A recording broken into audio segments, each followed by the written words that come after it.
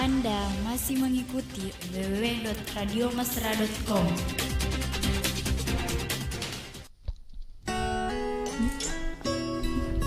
Assalamualaikum warahmatullahi wabarakatuh. Sore ini kembali lagi kita bersua di program Obras Obrolan Sore Ramadan.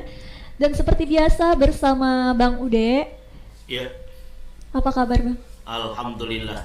Sehat. Baik sehat. Lancar puasanya sejauh ini. Amin. Seperti biasa kita punya tema menarik lainnya hari ini, yaitu terkait wakaf, yang sepertinya wakaf ini masih menjadi persoalan yang banyak orang yang belum paham ya. Iya. Dan untuk insan mesra dimanapun berada, Anda dapat berkomunikasi dengan kami melalui channel Facebook di kolom komentar Bus Radio Parepare, atau dapat langsung menghubungi kami melalui telepon atau WhatsApp di nomor 0853 9535 0907. Sebelum kita memulai pembahasan hari ini, mari kita dengarkan bersama dan mari kita nikmati lantunan tadarus ayat suci Al-Quran bersama Ananda Zikri. A'udzu billahi minasyaitonir rajim.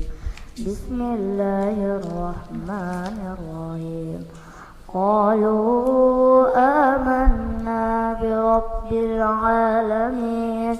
Rabbi Musa wa Harun. Qalu fir'aunu amantum bihi qabla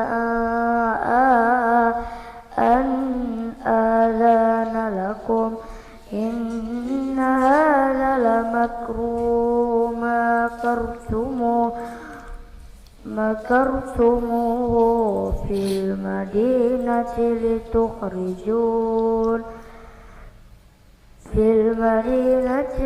litukhrijū minhā ahlaha fasawfa ta'lamun.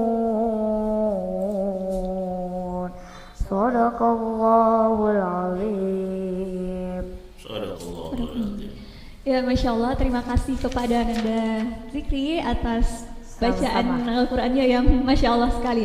Sebelum kita masuk ke pembahasan wakaf, dan seperti biasanya kita mau tahu dulu, mau dengar dulu bagaimana faedah malam ke-9 Ramadan ini. Iya, baik. Bismillahirrahmanirrahim. Assalamualaikum warahmatullahi wabarakatuh. Waalaikumsalam warahmatullahi wabarakatuh. Insan mesra, insyaallah alhamdulillah kita berada pada malam ke-9. Alhamdulillah wa syukurillah wa la haula wa la quwata illa billahil aliyil azim. Amma ba'du. Malam ini sebentar tarawih malam yang ke-9 dengan tema keutamaan wakaf atau fadilah wakaf. Adapun fadilahnya sebentar malam karena iman dan takwa kepada Allah jika kita beribadah, maka sekali lagi janji Rasul sallallahu alaihi wasallam, man shoma ramadana imanan wa ihtisaban ghufira lahu ma taqaddama min dzambihi.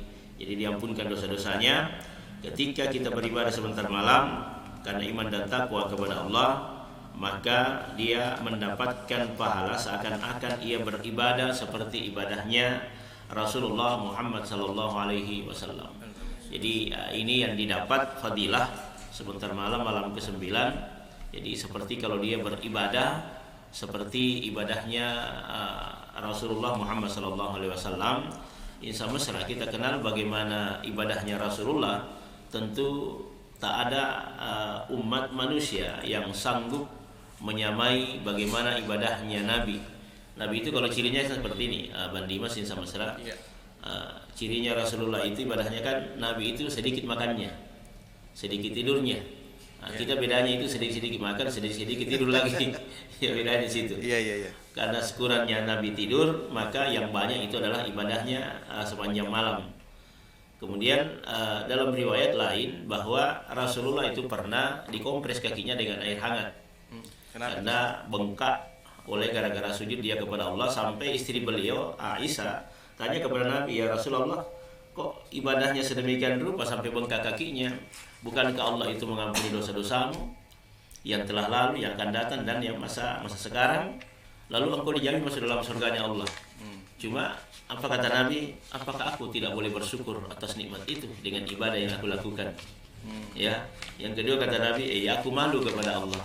Nah, itu. Jadi nilai rasa malunya Nabi itu, sehingga itu dalam kalau kaidah Bugis itu disebut dengan matante siri.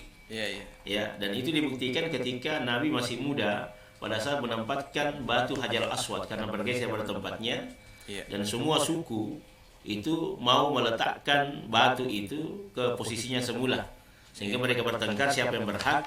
Maka orang-orang kafir Quraisy waktu itu, Nabi masih remaja, masih pemuda. Lalu apa kata mereka? Sepakat siapapun orang yang pertama kali berada di Ka'bah, maka dialah yang meletakkan batu Hajar Aswad itu. Dan ternyata masih subuh-subuh Rasulullah sudah ada di sana. Ya, ketika mereka semua datang, ternyata yang dilihat adalah Muhammad sallallahu alaihi wasallam. Lalu mereka sepakat, biarlah pemuda ini yang meletakkan batu Hajar Aswad, karena kita sudah sepakat siapa yang pertama datang di Ka'bah. Tapi Nabi bijaknya, dia tidak mau meletakkan kalau tidak ada semua perwakilan dari kepala suku. Terus bagaimana caranya? Kata Nabi, ambillah kain, ikatkan kain itu di batu, lalu saya yang angkat, kemudian Anda sudah bersama-sama meletakkan batu itu. Jadi saking adilnya, dan mereka merasa puas. Tetapi ketika Nabi naik di atap Ka'bah itu, kemudian angin berhembus, tersingkap kainnya, kelihatan betisnya. Wow, merah lah mukanya Nabi karena betis beliau kelihatan. Nah, itu tandanya bahwa Nabi itu sangat pemalu, ya. Dan malu itu kata Rasulullah, al-haya'u minal iman. Malu itu sebagian daripada iman. Nah, itu.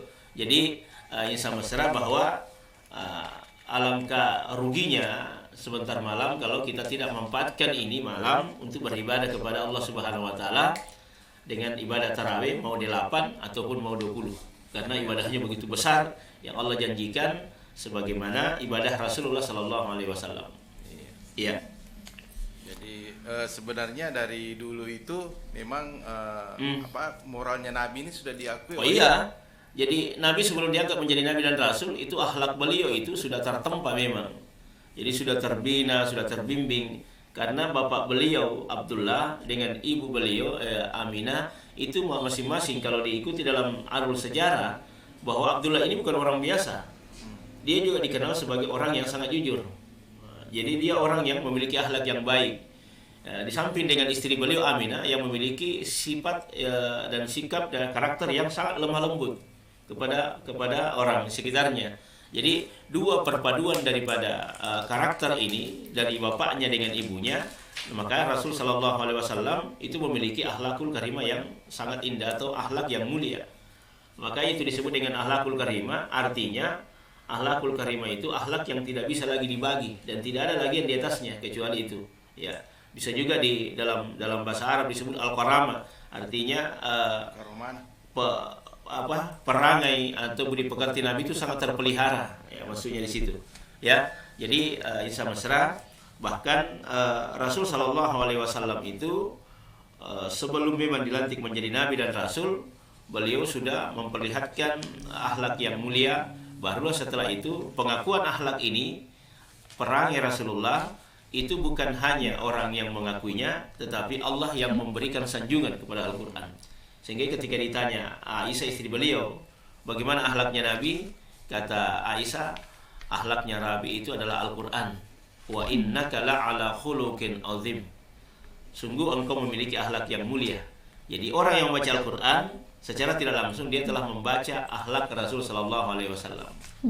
Ya. Oh, baik, kita masuk ke tema terkait wakaf.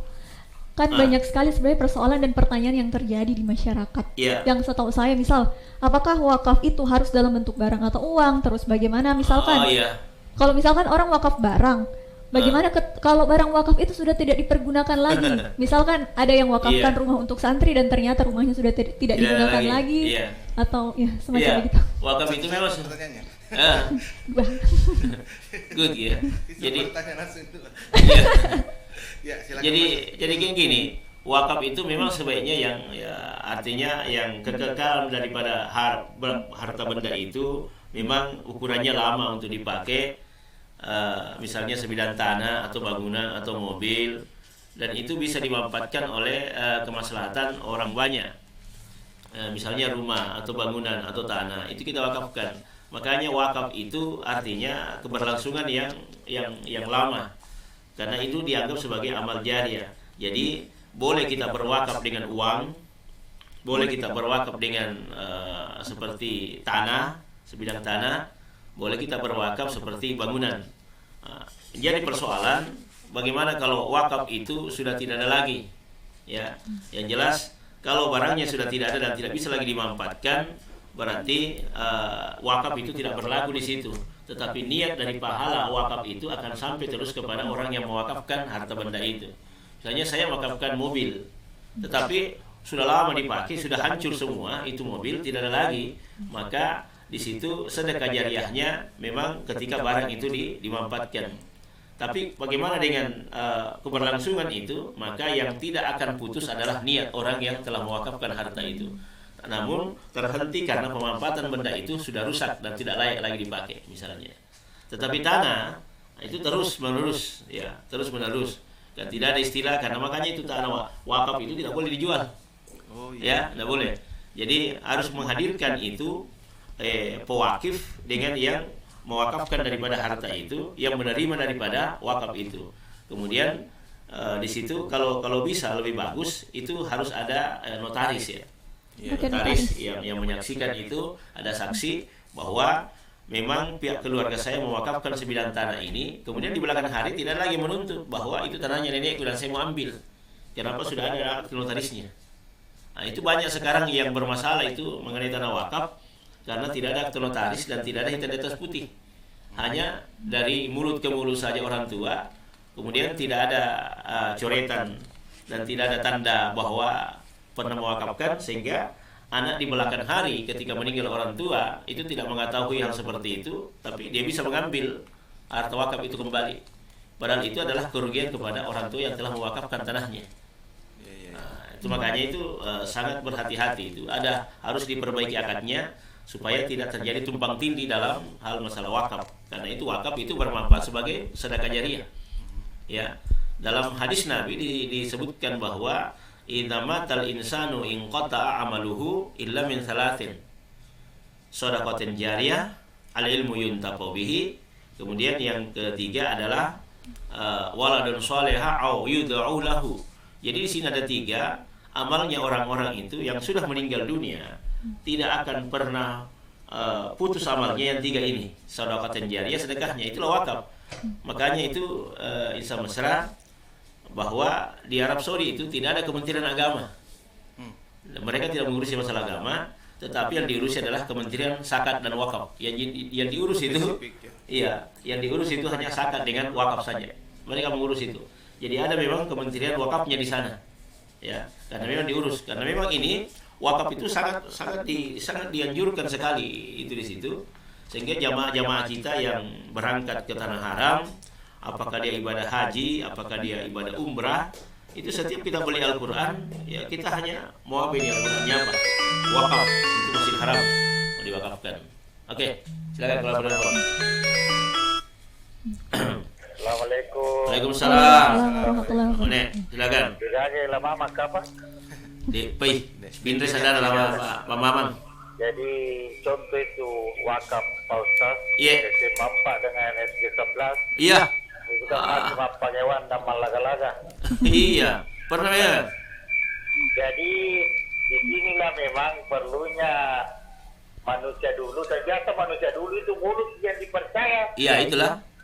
Nah, sekarang kan mulut tidak dipercaya. Lidahmu adalah bahayamu. Ternyata makan abang ini. Iya maksudnya memang. Jadi wakaf ini Pak Ustaz hanya berupa barangnya. Iya. Tidak bisa seorang bapak ibu mewakafkan anaknya. Iya. Nah, contohnya begini. Iya, bisa. Ada seorang perjaka yang pernah membantu ibu ini mungkin dalam kondisi begitu susah, begitu dia berhasil berhenti susah. Nah, padahal kalau lu wakafkannya anakku Koiko, contoh Pak Dimas, wakafkannya anakku Pak Dimas. Mana guys? Iya. Nomor contohan itu. Yang kedua ini Bang Ude begini, apakah itu tante perempuan bisa mengawini keponakan? Kalau menikahi. bisa ya. Nah, tante nih Tante.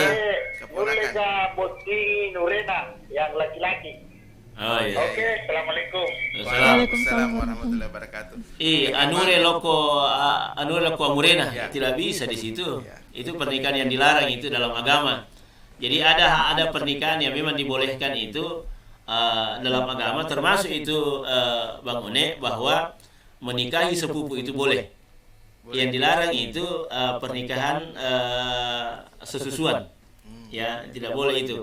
Termasuk tidak boleh menikahi saudara kandung daripada ibu. Nah, itu amure atau tante. Anu juga Bang Ude, pria bugis tidak boleh menikahi lelaki Toraja. Iya, betul. Saya juga sepakat itu. Itu dilarang itu. Dilarang itu. Sama-sama laki-laki. Jadi memang ya dalam hukum pernikahan itu memang ada hal-hal yang memang dibolehkan, karena hukum pernikahan itu asalnya memang adalah sesuatu yang disunnahkan oleh Rasul Sallallahu Alaihi Wasallam. Dibolehkan, disunnahkan, tetapi bisa menjadi haram seperti ini. Anure loko tantena, tidak boleh itu, ya. Karena di samping memang statusnya, yang kedua memang hubungan darah yang sangat dekat, hampir menjadi antara anak dengan tante. Ya, tadinya beliau suka kina nanti jadi. Kemudian wakaf itu mewakafkan anak. Boleh mewakafkan anak kita, tapi yang dimaksud di sini mewakafkan anak dibolehkan dalam hal agama. Contoh anak atas 9, semuanya belajar tentang ilmu umum. Tidak ada yang satu agama, maka boleh seorang orang tua berwakaf mewakafkan anaknya untuk belajar agama kepada Allah Subhanahu wa taala. Ya Allah, ini anakku yang satu ini aku wakafkan untuk belajar agama. Nah, itu namanya mewakafkan anak. Maksudnya bukan mewakafkan memberikan kepada orang, itu tidak boleh, tetapi yang dibolehkan mewakafkan untuk belajar agama, itu dibolehkan. Maka saya wakafkan anak saya untuk menghafal Al-Quran, saya wakafkan anak saya untuk belajar di pesantren supaya dia bisa mengerti dan paham agama. Nah, itu maksudnya. Karena istilah mewakafkan diri ini agak laku-laku. Iya, agak laku. Iya, jangan. Saya wakafkan diri saya untuk. Maksudnya kalau masyarakat kota Parepare. Iya, terlalu diumbar itu ya namanya kata wakaf. Ya, kata wakaf itu hanya memberikan ya untuk dipakai sepenuhnya. Jadi maksudnya dikelola. Jadi kalau dia mengatakan saya wakafkan diriku, berarti dia artinya secara tidak langsung telah memberikan jiwa dan raganya untuk membantu orang itu. Jadi, bagaimana dengan tunjangannya itu Bang Ude? Bang Ude. Apa itu? Tunjangannya, gajinya kan mewakafkan diri, artinya degagan ananu. Iya, tidak ada. Artinya dia sudah ikhlas di situ. Dia hanya memberikan tenaganya, pikirannya kepada orang itu, karena dia memang sudah mengatakan saya wakafkan diriku. Tidak ada lagi yang diterima atau apa. Yang jelas di situ niatnya memang karena mau membantu saja. Atau misalnya dalam hal-hal pilkada misalnya saya wakafkan diri untuk membantu sampai pemenangan itu, ya sampai di situ saya kontraknya. Sahabat kan kadang menjadi istilah itu nanti kalau dulu ya mega panala bukan itu maksudnya. Artinya wakafkan diri kita itu membantu ya sampai dia apakah dia naik duduk atau tidak, yang jelas kita sudah memberikan kinerja yang begitu baik kepadanya. Sama kalau kita mewakafkan diri kita untuk bekerja sebenarnya, ya meskipun memang kita ada gaji, tapi ingat itu tidak bisa dikaitkan dengan ikhlas dengan seperti itu. Ya, dia hanya memberikan motivasi untuk menambah, karena setiap bekerja memang kita butuh upah. Tapi haknya tetap boleh diambil. Iya, tetap boleh diambil haknya itu. Seperti itu. Oke. Ya. Halo, assalamualaikum. Waalaikumsalam. Iya. Silakan Ibu. Iya. Bagaimana? Apakah itu pernikahan kan sepupu boleh dinikahi? Iya. Tetapi kalau sepupu bapak dengan bapak bersaudara, apakah itu masuk dalam satu kali ya? Iya. Sebelum satu kali boleh. Bapaknya dengan bapaknya bersaudara. Iya, sebelum satu kali itu. Sepupu ini berarti sepupu satu kali. Iya. Tetapi bere, apakah masuk dalam syarat bahwa itu anak saudara bapak dengan dinikahi oleh saudara sepupu satu kalinya? Iya. Dan kedua, apakah kalau tante Iya. tante sudah agak jauh bahwa tante sepupu 3 kalinya mamanya itu dinikahi, apa juga itu tidak boleh? Iya. Iya. Oke. Oke. Dan wakaf, kalau kita wakafkan barang sebanyak semacam sepasang untuk di masjid, apakah itu bisa atau tidak? Oh iya. Assalamualaikum warahmatullahi wabarakatuh. Waalaikumsalam. Waalaikumsalam warahmatullahi wabarakatuh. Ya, gini. Wakaf atau pernikahan dulu kita bahas ya. Jadi saudara, bapak dengan bapak, saudara dia masing-masing punya anak, satu laki-laki, satu perempuan. Ini boleh dinikahkan. Yang tidak boleh itu Bang Dimas Insya Mesra kalau dia pernah saudara sesusuan. Jadi maksudnya begini, saya punya saudara, sama-sama dia nikah kembar dan sama-sama punya anak. Tiba-tiba ini anak bapaknya berangkat ke pasar. Lalu yang satu ini ada di rumah, dititip anaknya sama kita. Kemudian dia nangis mau minta ASI. Maka saya tidak langsung, maka ini saudaranya memberikan ASI kepadanya, kepada keponakannya. Maka nanti ini anak tidak boleh lagi menikah dengan saudara sepupunya karena dia pernah saudara sesusuan. Kalau susu formula, Ustaz? Ada masalah susu formula. Saudara sesusuan maksudnya ini sama-sama dikasih ASI dalam satu ibu. Meskipun itu artinya boleh menikah tapi terhalang karena dia saudara sesusuan.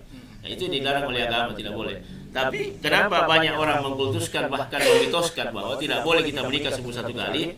Karena katanya nanti kalau anaknya lahir cacat. Ya, bukan di situ. Ya, bukan di situ poinnya. Jadi yang dimaksud di sini kenapa anaknya bisa lahir cacat karena perlakuan orang tua kepada istrinya. Itu ada imbalnya di situ. Jadi bukan masalah satu kali. Kemudian kalau yang dimaksud lagi yang dilarang adalah om atau tante, ya saudara daripada ibu, orang tua. Itu tidak boleh. Tetapi kalau dia hanya sepupu, ya misalnya sepupunya orang tua, apalagi sepupu 3 kali atau 7 kali, apalagi 17 kali, nah itu boleh dinikahi, tidak ada masalah situ. Sepupu satu kalinya pun dari orang tua. Iya. Sepupu satu kali, tante kita sebenarnya yang penting bukan dalam kadar saudara ya, saudara ibu, saudara sekandung. Tapi kalau dia hanya sepupu, maka dia boleh dinikahi, atau tante, ya tante dari situ maksudnya. Artinya dia seumuran, dia lebih tua daripada yang menikahi, daripada yang lebih muda itu. Kemudian wakaf tentang harta benda yang dibawa ke masjid. Misalnya saya memberikan wakaf kepada masjid ya, di masjid ya. Saya kasih ini uang 1 juta. Saya wakafkan uang 1 juta ini untuk pembangunan masjid atas nama orang tua saya yang sudah meninggal dunia. Boleh, tidak ada masalah. Oh, boleh. Boleh.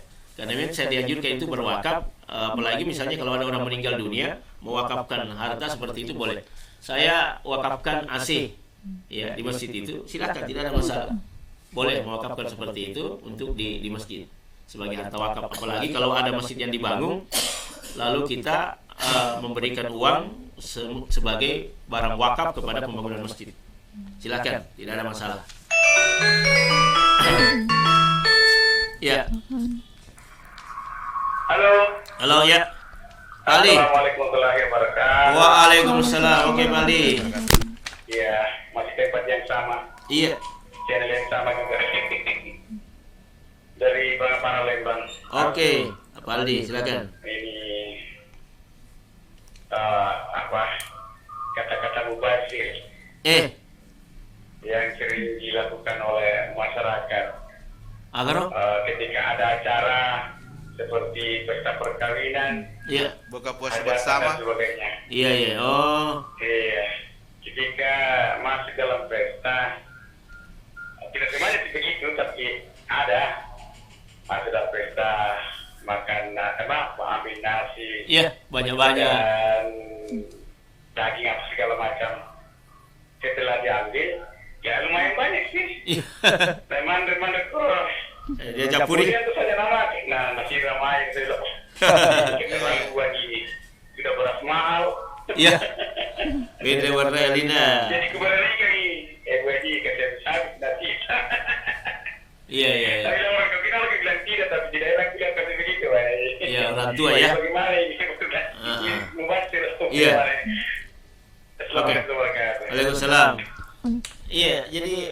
kebiasaan kita masyarakat seperti itu. Kalau ada acara, nggak usah lah pesta pernikahan. Ini saja yang paling sering buka puasa. Iya, buka puasa. Wah, kalau buka puasa ambil banyak-banyak. Apa namanya? Balas dendam. Iya, bukan balas dendam, apa? Buke, dia nak buka. Pada Candi Borobudur. Iya, lete candi ko bernena. Saya bilang, ya seukuran kita sajalah. Artinya makanan itu di situ yang kita mau adalah keberkahannya, bukan banyaknya sebenarnya. Kalaupun banyak dan kita sanggup untuk menghabisi, tidak ada masalah. Tapi kalau banyak lalu kita tidak sanggup, itu maka kojak sementara. Harus kayak kita lihat begini perbandingannya. Mubasir itu maknanya adalah apa istilahnya kalau bahasa Bugis, kojak. Iya, kojak. Dia nama neneng, ya. Artinya sudah bisa dimanfaatkan, tetapi malah dibuang-buang. Kenapa dia mubasir? Karena ada orang yang layak untuk dapat makanan itu, tapi tidak dapat karena kita buang-buang saja. Itulah mubasir. Makanya itu Nabi mengajarkan kepada kita, makanlah sesuai dengan kemampuan, kulu wasrabu, makan dan minumlah, tetapi jangan berlebih-lebihan. Itu maksudnya. Jadi mubasir itu berlebih-lebihan ya. Makanlah, tapi jangan berlebih-lebihan. Jadi maknanya di sini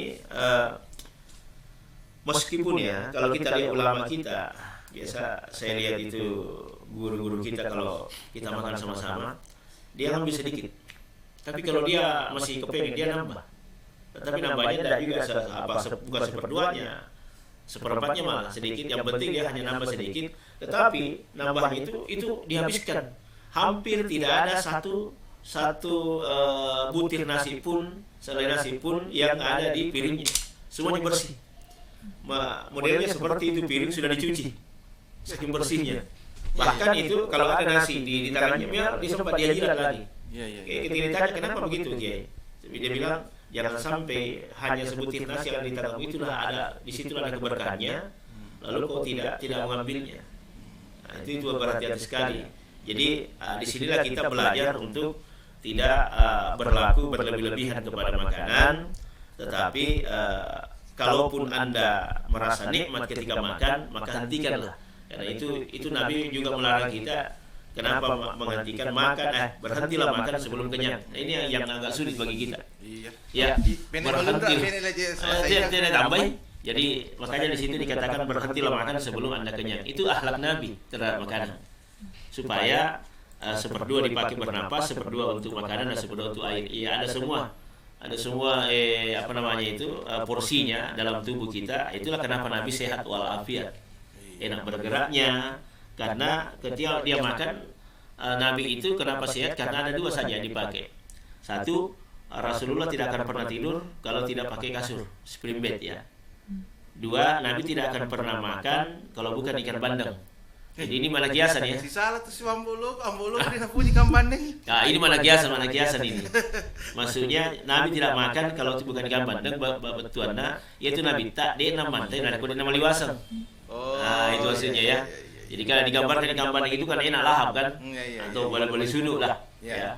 Kemudian Nabi tidak tidur kalau tidak pakai kasur atau spring bed. Artinya dia nama tidur Nabi tak yang kena cakar duduk. Oh iya. Nah, jadi cakar duduk tuh belum mati dulu. Nah, dia ini namo itu cakar duduk tuh mati tuh jadi mana tuh Jakarta. Tapi kiri gimana? Iya. Ya, itu hasilnya. Saya juga makan sesuai yang dicontohkan Rasul. Ya tapi dia teman di anu ikan bandengnya. Wah, maksudnya contoh Rasulullah ini kambing ya. Yang diwasi di sini. Kambing ini. Tapi tidak lolos di ikan bandeng Bang Ude. Oh, ikan bandeng. Tidak lolos. Iya. Artinya ada hal-hal yang dalam tubuh kita misalnya ya yang tidak cocok atau apa, wallahu alam. Ada pertanyaan Bang Ude, mau tanya gimana silakan. orang yang sering sujud syukur kalau dapat rezeki atau menang dalam pertandingan. Bolehkah sujud syukur? Boleh. Di sembarang tempat. Di sembarang tempat. Ya sujud syukur itu di mana saja. Bukan sujud syukur itu momen yang kita lihat. Oh, dia tiba-tiba dapat rezeki langsung sujud syukur. Itu pertanda bahwa dia adalah betul-betul penghambaannya kepada Allah sangat tinggi. Jadi kalau ingin melihat seorang hamba yang begitu tinggi penghambaannya, lihatlah ketika dia sujud. Orang tidak pernah sujud itu orang yang sombong. Justru orang yang rajin sujud, orang yang menghilangkan kesombongannya. Saya bertanding, tiba-tiba menang, itu rasa syukur saya yang paling tinggi adalah sujud kepada Allah. Kalaupun dia tidak sujud, ya dia hanya mengatakan Alhamdulillah. Kenapa kita kalah dengan umat lain misalnya dalam bersyukur ketika pertandingan? dia hanya pakai kodenya itu dalam misalnya dalam Kristus, dia pakai kan simbol yang kiri kanan itu. Kenapa kita umat Islam kenapa tidak pakai yang seperti itu untuk sujud kepada Allah? Karena itu simbol kita bahwa kita adalah makhluk yang dalam penguasaan kita adalah Allah yang tidak ada daya dan upaya kecuali hanya datanya kepada Allah Subhanahu wa taala. Tapi harus make-sure dulu bahwa tempatnya bersih dari najis deh. Enggak disyaratkan juga. Tidak disyaratkan juga. Biasanya yang seperti ini yang orang kaum misalnya. Iya, tidak disyaratkan kan kita di lapangan kan sementara pertandingan main bola. Tiba-tiba kita masukkan gol, kita tiba-tiba langsung sujud. Enggak ada masalah selebrasinya. Justru selebrasi yang seperti itu yang harus kita pakai. Supaya orang tahu, oh Islam ini luar biasa. Ya itu kan budaya yang harus kita pertahankan kembali.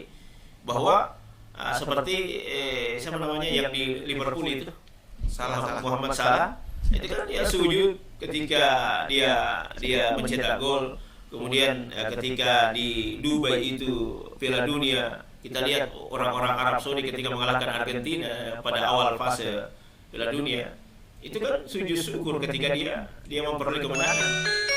Ronaldo yang melihat itu di Al Nassr, heran tuh, kenapa orang sujud di sini? Ya. Silahkan. Halo Bang Ude. Iya. Kalau itu buka puasa harusnya tuan rumah sediakan kumpe-kumpe.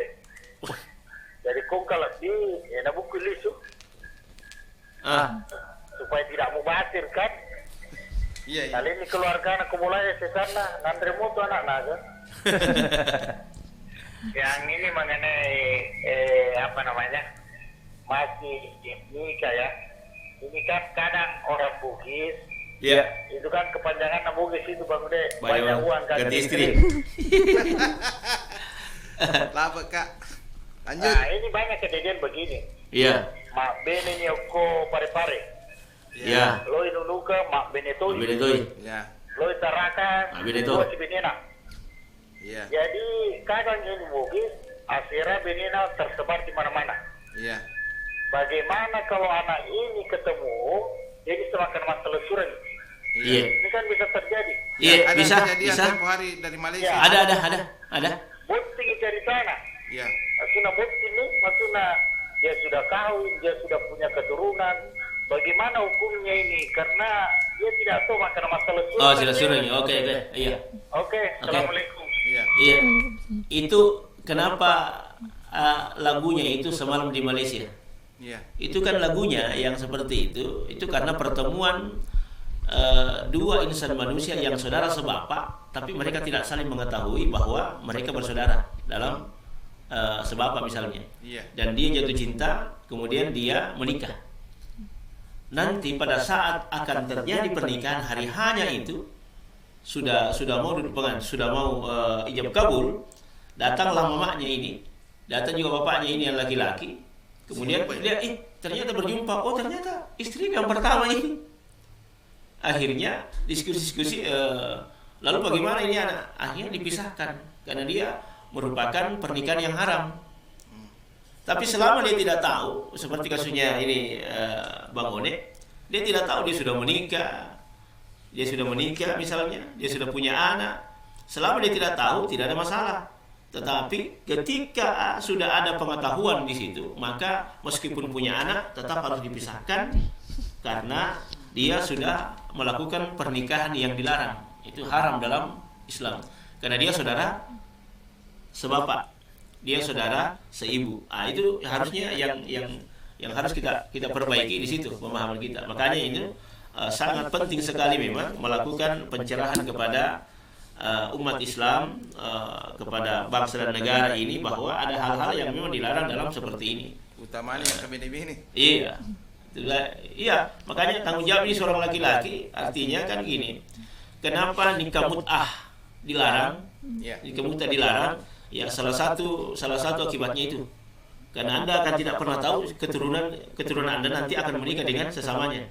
Beda halnya dari Nabi Adam alaihissalam. Karena dia adalah awal, maka ia dikasih izin oleh Allah untuk menikahkan anaknya dengan anaknya.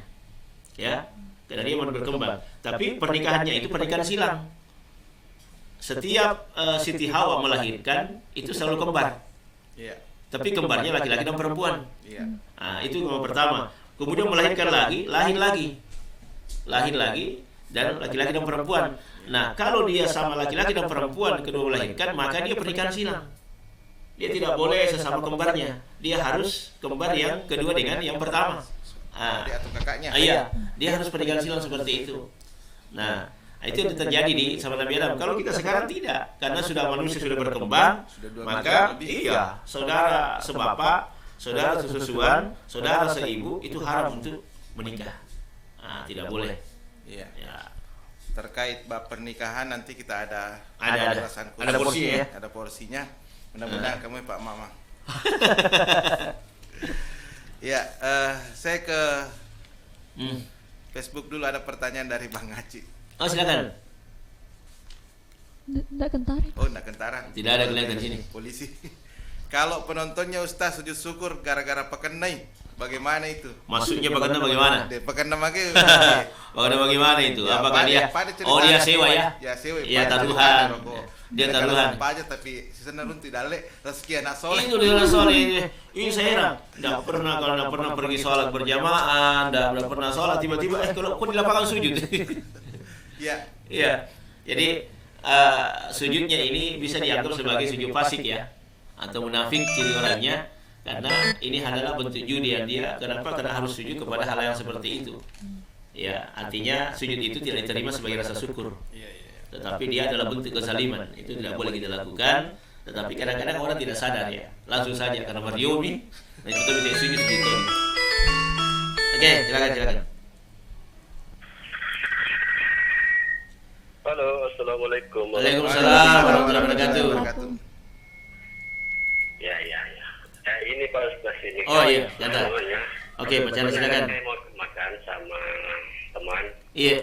Nah, itu habis makan dicarilah air minum. Iya. Katanya tidak boleh dulu minum kalau baru ini. Oh. Selesai makan, nanti tunggu beberapa saat lamanya dulu baru minum. Iya. Nah, itu. Apa itu memang ada disunatkan begitu Pak Ustaz? Tuntunan ya. Ya, dan ini masalah itu apa namanya yang uang dikeluarkan zakatnya itu kalau sudah cukup itunya tahunnya, yang sudah dikeluarkan zakatnya itu apakah kalau masih disimpan sampai 1 tahun lagi masih dikeluarkan lagi itu Pak Ustaz itu? Nah ya, itu Pak Ustaz ya. Iya. Iya. Zakatnya maksudnya di sini uang kita 1 juta disimpan di bank sudah sampai insya enggak, kalau sudah dikeluarkan zakatnya tidak dikeluarkan lagi ya, cuma sekali saja, kecuali kalau itu harta kita sudah bertambah maka penambahannya itulah keluar zakatnya. Nah gitu ya, dan saya ingat kemarin Bang Ude juga bilang kalau kayak misalnya motor, mobil, iya, kalau dipakai berusaha maka setiap penghasilannya itu keluar zakatnya. Ya, bukan dari zakat kendaraan itu, bukan penghasilannya. Nah, dimaksud. Pertanyaan pertama. Kemudian makan dan minum. Apa memang itu dianjurkan kita kalau sudah makan jangan dulu minum. Ya. Maksudnya di situ itu bisa saja sebagai model dan metode terapi kesehatan. Iya. Karena yang dipakai ada yang pakai. Makan dulu artinya sudah lama sudah begitu beberapa saat 5 menit atau 3 menit itu baru minum. Ya. Kenapa? Karena biarkanlah dulu katanya lambung itu mencerna makanan, kemudian dimasukkan lagi air seperti itu. Kemudian yang kedua itu mencegah dari kena penyakit asam urat. Ya. Jadi apapun yang kau makan, kau tidak akan pernah kena asam urat selama engkau mampu menahan minum dulu. Sebelum sesudah makan Anda tahan minum sampai 3 menit atau 5 menit. Nah, Anda kena asam urat bisa ya. Saya pernah memandu dialog kesehatan, memang katanya begitu, bahkan lebih parah 30 menit sebelum makan kita minum dan 30 menit sesudah makan baru kita boleh minum karena ketika kita minum ada enzim yang ada di lambung itu akan larut terbuang langsung ke ginjal katanya itu dalam metode kesehatan seperti itu. Tapi kan gini, Rasulullah SAW misalnya kan ada mengatakan kulu washrabu, makan dan minumlah. Itu kan maknanya artinya pada saat kita sesudah makan maka kita minum untuk memasukkan dan melancarkan itu makanan masuk ke lambung misalnya. Tetapi yang dimaksud di sini adalah berlebih-lebihannya sebenarnya. Oh, Ya, berlebih-lebihannya tidak dibolehkan. Jadi kalaupun Pak Chandra mau pakai yang seperti itu silakan sebagai terapi kesehatan, boleh. Selama kita mau lakukan, bahkan ada beberapa teman yang sampai hari ini tidak makan nasi lagi. Ya. Ustaz Sodik, Iya. kecuali kita Pak. Iya. Tidak makan nasi lagi kan seperti itu. Iya. Ada juga teman-teman hanya makan sayuran saja begitu. Cuma begini, batasilah artinya. Sekarang kan banyak metode kesehatan itu dipakai. Makannya sedikit, minumnya juga sedikit, kan dibatasi semua. Ada yang hanya makan di siang hari, tidak makan di malam hari. Saya pernah coba seperti itu, ya alhamdulillah bagus. Kita lebih rileks, lebih enak bergerak, ya. Tetapi dasarnya adalah makan itu untuk butuh energi, terutama pada saat kita beribadah kepada Allah Subhanahu wa taala. Iya. Makanya kenapa setelah setiap makanan itu selalu kita doa bismillah atau bismillahirrahmanirrahim, kita minta keberkahan. Karena setiap dalam makanan itu pasti ada keberkahan yang Allah berikan kepada makanan itu. Yakinlah, pasti ada. Iya. Saya mau bertanya. Iya, silakan. Bagaimana kalau Itu. misalkan ada orang tua dia mau berwakaf atas nama anaknya tapi belum balik, Baru ulang tahun. belum masuk akil balik, tapi dia mau berwakaf atas anaknya, terus adakah lembaga khusus yang mengurus ini atau dia masuk juga urusannya Basnas atau lain juga? Maksudnya anaknya belum balik tapi dia mau wakaf tapi atas nama anaknya yang belum balik. Wakaf yang dimaksud dengan wakaf itu adindah bahwa kalau kita berwakaf itu nanti ada harta. Tapi kalau tidak ada harta lalu kita mau berwakaf, tidak usah berwakaf dulu. Ada hartanya, cuma belum balik. Iya, belum balik anaknya. Nah, sayang lah ada anak. Iya, sebenarnya boleh saja untuk diperuntukkan kepada anaknya itu, tidak ada masalah.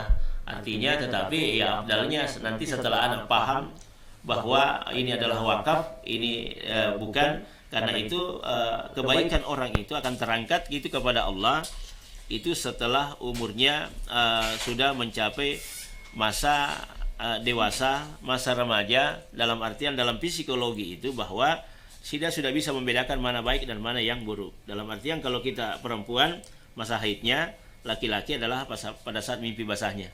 Artinya dia sudah paham dan sudah mengerti. Tapi kalau masih kecil, ya tidak usah dulu. Lebih baik kepada keluarga saja atau ke atas nama secara keluarga itu sudah masuk anaknya yang belum balik, masuk berwakaf begitu. Saya misalnya menyumbang atas nama keluarga, ada anak saya kecil belum tahu apa-apa, tetap dapat pahala karena saya atas nama keluarga. Nah, Jadi gitu harus maksudnya. atas nama keluarga. Iya, atas nama keluarga saja. Itu jauh lebih baik ya, yang seperti itu. Oke. Tentang wakaf ini Bang Ude. Iya. Sebaiknya bagaimana alur ceritanya ini supaya yang tadi kita bilang bahwa kan terkadang orang tua mewakafkan tapi karena anak dan cucunya ini mendengarkan sesuatu akhirnya kan itu menjadi sengketa. Tapi ada telepon. Oke. Saya utamakan telepon. Nanti. Iya. Halo, Silakan. Assalamualaikum. Kembali Bang Ude. Ini kan masalah nikah lagi. Dulu kan perempuan itu malam ke-16. Matur ini kan. Bangun nih. Kita kan itu kan dulu tahun berapa tahun perempuan 16 bisa menikah. Tapi sekarang saya urus orang di KUA 10 cerai. Iya. Itu kan pasti ada dasarnya pemerintah kenapa mesti 19. Nah, yang jadi pertanyaan, pernah warga aku begini Bang Ude. Iya. Dia baku cande si cewek terjadi musibah. Ya. Terjadi musibah. Kecelakaan. Ya, kecelakaan yang membuat dia merasa laki-laki harus bertanggung jawab. Iya. Nah, ini barang tidak bisa ditahan itu keluar. Ini barang. Iya, maksudnya ini masuk ya naik, sedangkan buku nikah belum lahir. Sedangkan aturan jelas bahwa kepengurusan harus begini. Jadi dicapil itu Bang Ude, kalau duluan lahir ini barang daripada buku nikah tidak ada nama orang tua laki-laki di akte kelahiran. Jadi sebenarnya ini pemerintah, ini masukan saya lewat Bang Ude, tolong kalau anak-anak moje tulis namanya bapaknya di akte kelahiran. Ya, ada ji pegawainya Kemenak menyimak. Aci. Ya betul. Mudah-mudahan pegawai Kemenak begini. Karena beda 2 hari mie bati-bati. Tanggal 10 Pak najagi nanai, tanggal 10 dan najagi buku nikah. Terpaksa akte kelahiran hilang ini nama bapak. Jadi ini anak lahir tanpa bapak. Iya. Ya, jadi itu pertanyaan saya, mudah-mudahan pemerintah, karena anaknya betul ini, karena anak penala. Iya. Terima kasih Bang Ude. Iya. Assalamualaikum. Iya. Bang One insya mesra, tapi Bang One ya, dalam agama itu tidak seperti itu Bang One. Bahwa dalam agama itu bukan masalah 1 hari atau bapaknya sendiri. Saya kasih contoh gini. Itu dalam agama gini. Dalam pernikahan misalnya, dia itu, ini penting ya sebenarnya didengarkan. Misalnya dia belum menikah, tapi tiba-tiba dalam masa pacaran itu, itulah tadi terjadi hal-hal yang kita tidak inginkan. Akhirnya dia hamil misalnya. Dalam kehamilan itu dia menikah, ya. Maka ketika anak lahir, meskipun buku nikahnya sudah ada, dia hanya 3 bulan saja, ya, 3 bulan ya, 3 bulan hamilnya. Kemudian dia sudah menikah. Masa dalam 3 bulan ini menunggu 9 bulan 10 hari lahir anak. Maka kalau dia anaknya perempuan, tidak boleh ini bapaknya menjadikan anaknya sebagai binti, meskipun hanya sendiri. Iya, tidak boleh. Ya, misalnya anak ini sudah tumbuh dewasa, lalu mau dinikahkan, tidak boleh bapaknya menjadi wali. Dia harus pakai wali hakim. Kenapa? Karena dia mencoblos duluan sebelum menikah. Itu bahayanya itu. Tapi kalau adik-adiknya nanti, Adik-adiknya juga tidak boleh menjadi wali. Kalau misalnya anak pertama lahir perempuan, itu karena hubungannya sebelum menikah, tiba-tiba lahir adiknya laki-laki, tapi sudah menikah, maka ini adiknya yang dalam kategori normal bisa jadi wali, tapi karena terhalang walinya karena dia statusnya bukan anak dalam masa pernikahan, dia masa sebelum menikah. Nah, tidak boleh. Termasuk juga harta warisan. Itu bahayanya. Jadi bukan masalahnya mau ditulis, tidak. Bukan di situ poinnya. Poinnya karena Anda melanggar aturan. Maka hukumannya itulah yang didapat. Itu bahayanya. Kalau sebaliknya Pak Ustaz, anak pertama misalnya laki-laki, nah ini anak kedua perempuan. Apakah dia bisa jadi walinya? Tidak boleh. Tidak boleh jadi wali. Yang jadi wali itu laki-laki. Maka dia tidak boleh mewali daripada adiknya. Karena dia hubungannya bukan lahir dalam nikah, tapi dia di luar nikah. Bedakan di situ. Itu hukum di situ. Jadi bukan masalahnya. Namun anak aja dia sendiri yang melakukan itu, sama akhirnya dia menikah, maka dia tidak boleh menjadi bin atau binti. Tetap dia pakai wali hakim. Dan tidak boleh dituliskan namanya di situ sebagai anak kandung. Dia anak, tapi tidak pakai bin. Jawabankan itu. Itu pelanggaran. Jadi makanya sekedar administrasi bukan masalah administrasi. Jadi itu makanya kenapa pemerintah misalnya dulu kan 17 tahun kan baru menikah. Karena banyak kasus ketika menikah di usia 17 tahun umur keluarganya hanya berselang berapa bulan saja sudah selesai lagi. Kenapa? Karena dianggap perempuan belum dewasa dan laki-lakinya juga belum dewasa. Makanya itu laki-laki dikasih maksimal umur sampai 25 tahun.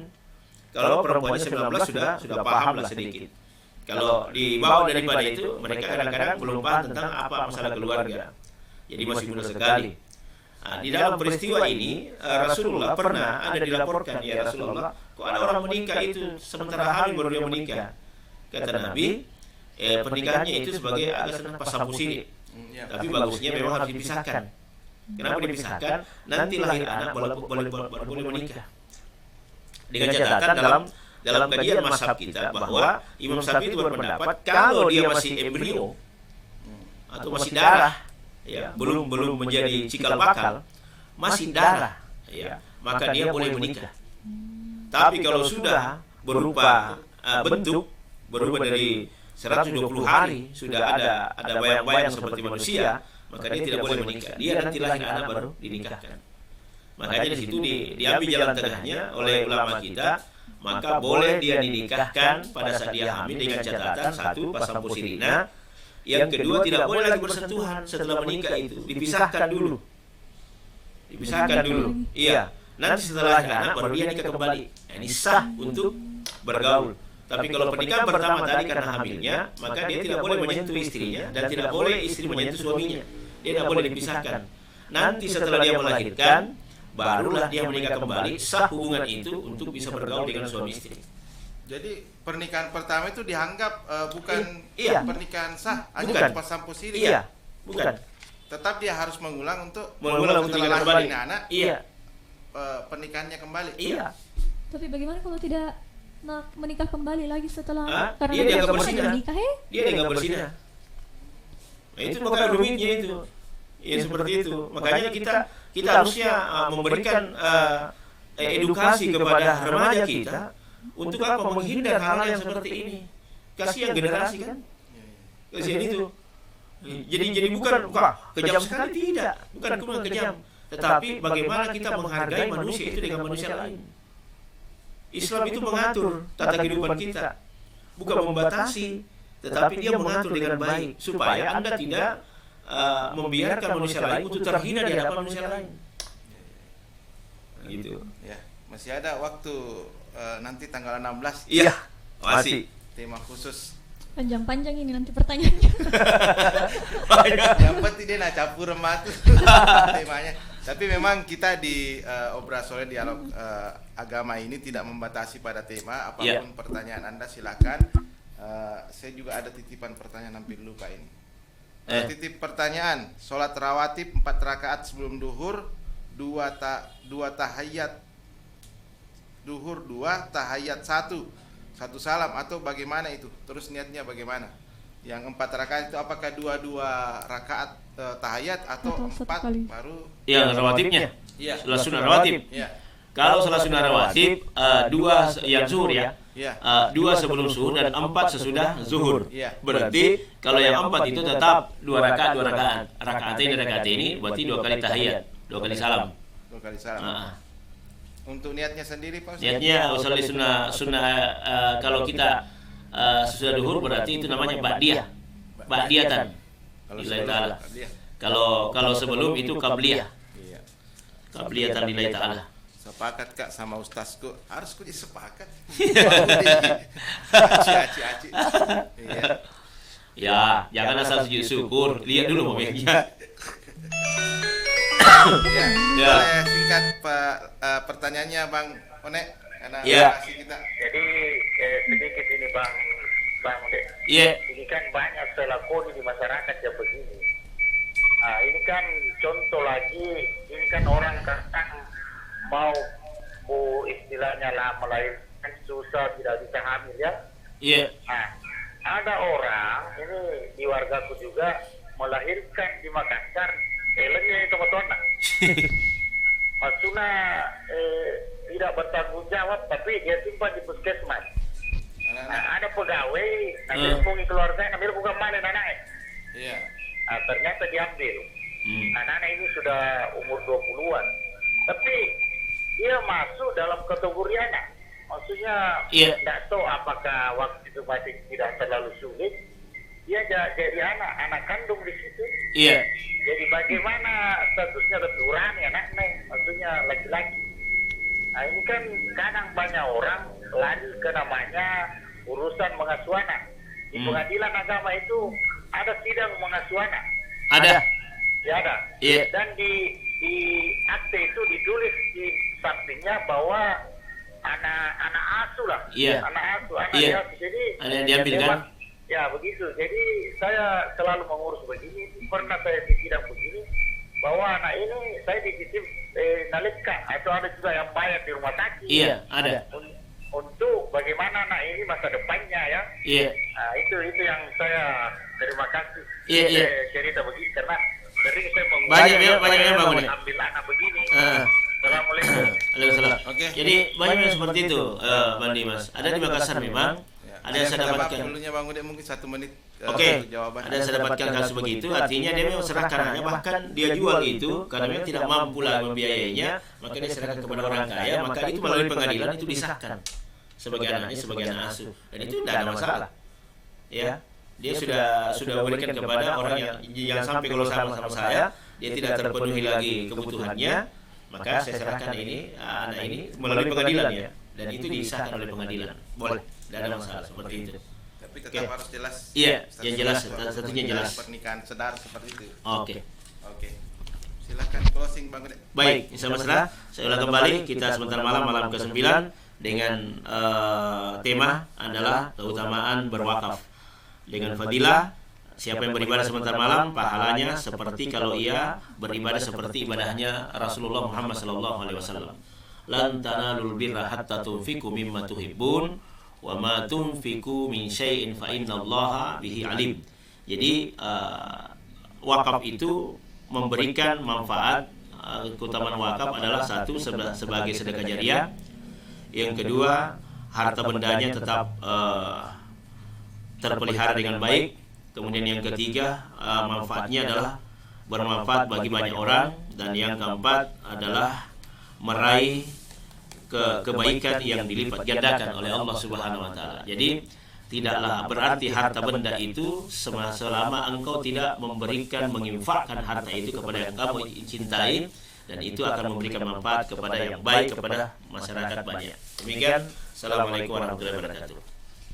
Ya, terima kasih kepada Insan Mesra yang telah bergabung bersama kami di dialog sore kita pada hari ini. Semoga banyak pelajaran yang mampu kita petik. Terima kasih Bang Ude atas ilmunya hari ini. Untuk acara ini dapat didengarkan kembali di channel YouTube Radio Mesra atau di channel Facebook Mesra Radio Parepare, dan juga dapat didengarkan kembali pada pukul 6 pagi besok di Radio Mesra. Kami segenap kru Radio Mesra pamit undur diri dari ruang dengar. Mohon maaf atas segala kekurangan. Assalamualaikum warahmatullahi wabarakatuh. Waalaikumsalam warahmatullahi wabarakatuh. And now